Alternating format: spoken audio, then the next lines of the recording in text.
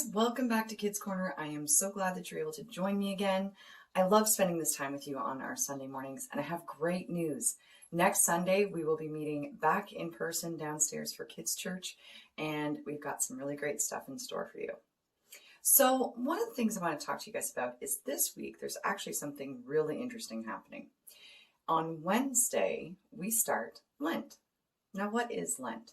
Well, Lent is actually a season of preparation for Easter. It's getting ready for Good Friday and then the celebration of Easter Sunday.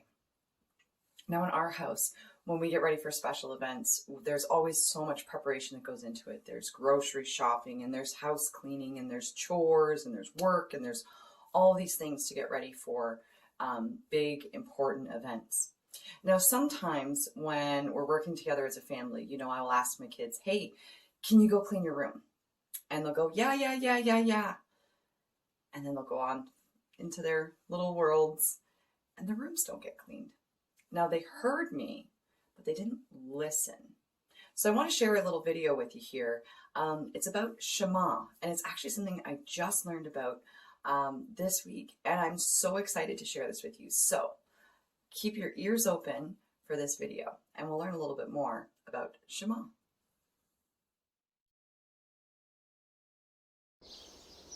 For thousands of years, every morning and evening, Jewish people have prayed these well-known words as a way of expressing their devotion to God. They're called the Shema.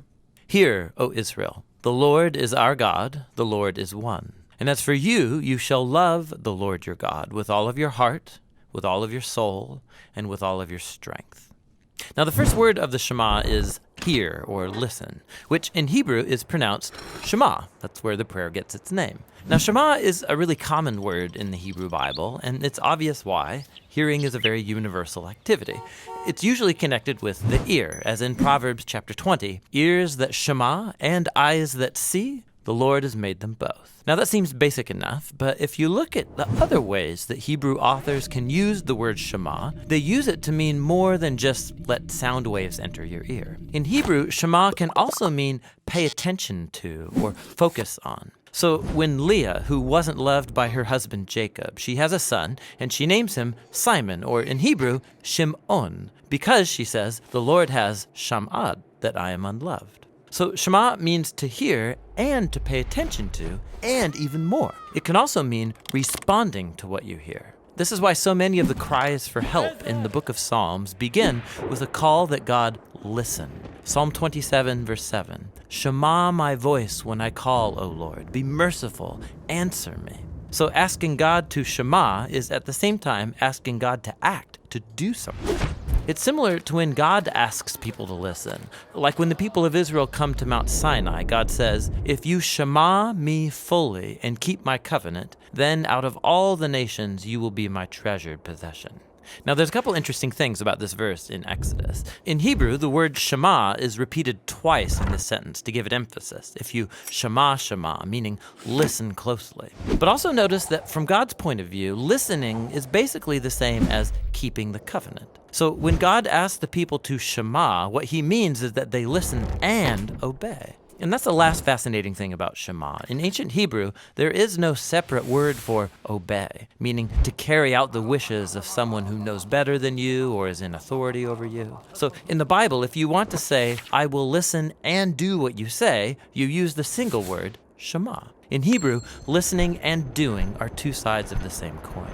This is why later in Israel's history, when the people were breaking their covenant promises to God, the Hebrew prophets would say things like, they have ears, but they're not listening.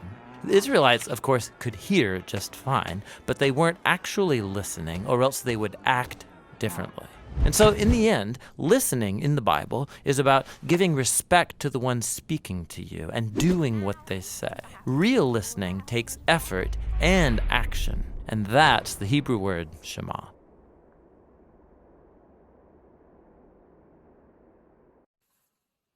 So that was a pretty cool video, wasn't it? So much good information there and so much to learn. So I'm curious, in your own house, have you ever heard something but not listened? The Bible teaches us so many different things about listening to God. And when we read about that Hebrew word Shema, that is so neat to see all the different spots in the Bible where it talks about listening and how listening is actually two sides to the same coin. It's about listening and obeying. And you know what? I think it's fascinating and so cool that the Hebrew people, the Jewish people, that, Jesus grew up in this culture, would start and end each day with the Shema, with this prayer. And if you guys can remember in the video, it was Deuteronomy 6, verses 4 and 5. Hear, O Israel, the Lord our God, the Lord is one. Love the Lord your God with all your heart and with all your soul and with all your strength. So guys, this week's challenge for you is I would like you guys to write that out on a piece of paper, maybe get your grown-up to help you, put it on the fridge or the bathroom mirror, somewhere that you're going to see it in the morning and the night. And I want you to read that prayer over and see if by next Sunday you can have it memorized. Anyways, guys, I hope you have a great week. Thank you so much for joining us for Kids Corner, and we will see you soon. Enjoy the rest of the service. Bye for now.